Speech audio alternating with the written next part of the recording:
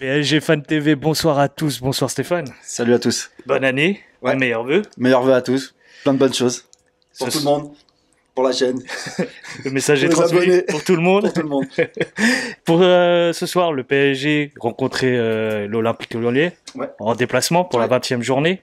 Si on récapitule un petit peu sur les 5 derniers matchs en Ligue 1, le PSG fait 4 matchs nuls et une victoire, c'était face à Monaco. Chaud.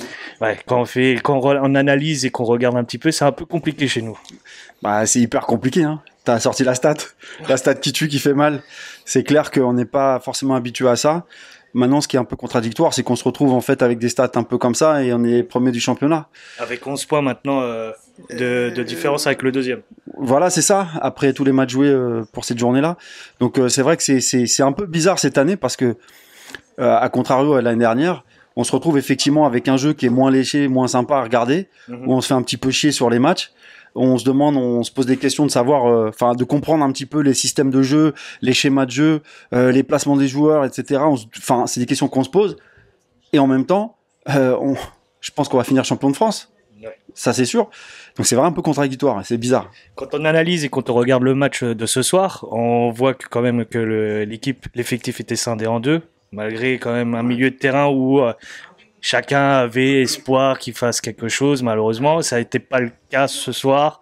Malheureusement, on a vu une ligne défensive, voire une ligne offensive à 5, Ouais. qui tu l'as remarqué à juste titre. Ouais, avec un milieu fantôme du coup.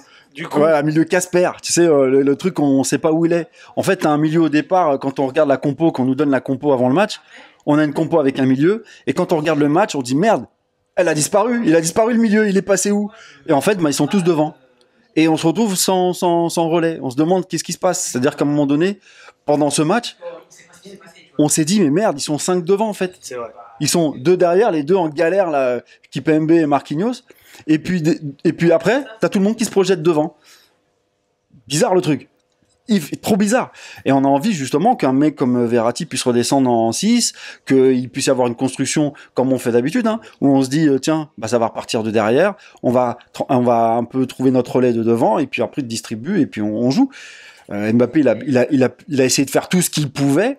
J'avoue que le gars, c'était le seul joueur présent qui essaie de faire quelque chose, des appels, d'essayer de trouver des solutions et tout, mais c'est trop compliqué là, trop compliqué. Tu parles de Verratti, mais au milieu de terrain, on avait aussi Paredes et Herrera.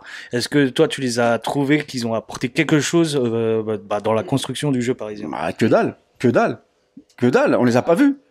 Ils sont où? On les a pas vus.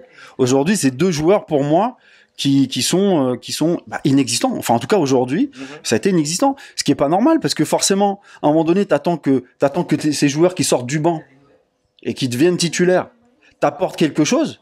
Et aujourd'hui, on se rend compte que là, c'est pas le cas. Alors, Herrera, certes, il a été très bon au début de saison, C'est ça. mais le mec s'est éteint. Il est éteint. Pour moi, il est éteint. Paredes, pareil. C'est l'ombre de lui-même. Donc, voilà, je sais pas, c'est quand même assez décevant, tu vois, par rapport à ça, alors que nous, on attend à avoir un milieu qui soit solide. Déjà qu'on galère un peu avec nos milieux, mais dès que t'as des gays qui partent, etc., ou on n'a pas des milieux qui sont posés, comme d'habitude, on galère, on prend l'eau. Voilà, notre milieu a bu, s'est fait boire. Et contrairement, et ce qui est paradoxal, c'est que statistiquement, pardon, on a quand même, alors 68 de mémoire Ouais, c'est ça. de possession de balle Ouais. face à 32, et malgré tout, on sent que les Lyonnais ont eu plus d'occasions franches, voire qu'ils ont été plus dangereux que nous.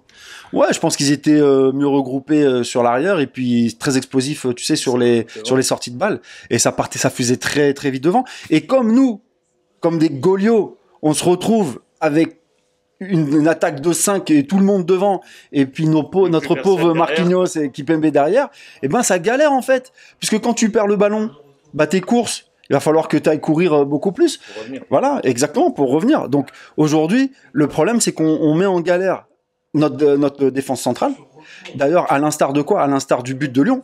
Ouais. À un moment donné, on perd un ballon au milieu bêtement, une belle récup, la passe magnifique, et puis on se retrouve avec un attaquant qui part et qui déborde notre charnière. Sur le but, en tout cas, c'est parti du gardien gardien de but de Lyonnais. Oui, à la mais il y base. a une Mais il y petite. a eu plusieurs occasions. Oui, mais il y a une petite, tu vois, un petit truc au milieu qui fait qu'à un moment donné, on essaie de récupérer la balle. Je crois que c'est Paredes qui vient essayer de récupérer la balle. Ça rebondit sur lui et puis c'est récupéré par un milieu lyonnais.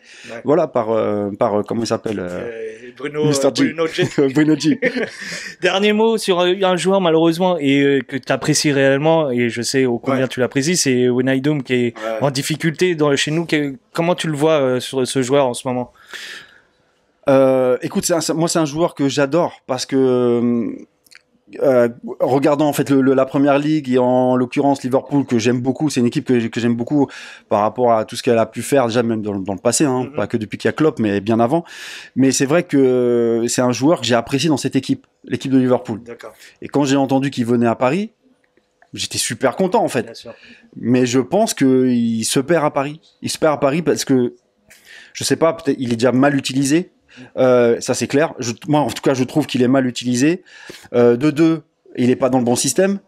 Et de trois, on se demande, même lui il est un peu perdu, tu vois. À un moment donné, on le met devant et il est obligé de revenir, de dézoner pour aller chercher un petit peu de travail au milieu parce qu'au milieu il y a plus personne. Donc c'est vrai que c'est pour l'instant il est en galère. On va peut-être pouvoir le critiquer ce joueur. Mais je sais pas s'il faut pas attendre encore un petit peu, lui laisser ses chances parce que franchement c'est quand même un joueur extraordinaire et j'attends qu'il soit vraiment utilisé correctement. Aujourd'hui c'est pas le cas. Hein, Pochettino, va falloir que tu l'utilises comme il faut, notre petit Gini Wijnaldum. Je te remercie encore Steph. Bah merci les gars et puis bon bah le prochain match. Hein.